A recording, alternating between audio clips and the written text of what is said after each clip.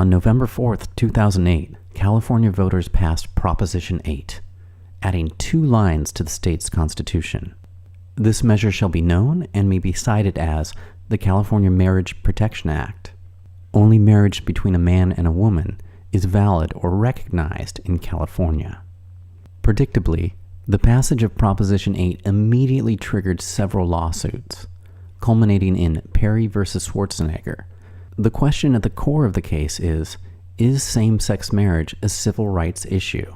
For an opinion on the civil rights implications, I spoke with Pastor Douglass Fitch, a colleague of Dr. Martin Luther King and a longtime civil rights advocate. The state grants it, and they permit churches to do the marriage, but it comes from the state. It comes from the city.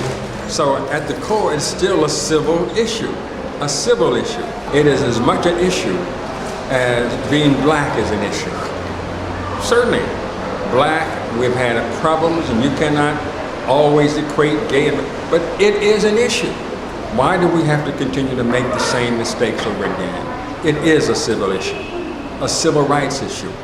They're bringing it back. They want to be married. My goodness, over 60% of our marriages now end in divorce. Thank God somebody thinks it's worthwhile. I hope they get it. The plaintiffs in Perry v. Schwarzenegger argued that Proposition 8 is unconstitutional, whereas the defendants argued that California voters simply have the right to vote on what is best. Perry v. Schwarzenegger concluded January 27th, but the fight is far from over. Judge Walker's decision is expected to arrive in March at the earliest. All parties expect that the real battle has just begun, and that Perry v. Schwarzenegger will continue on until it reaches the U.S. Supreme Court.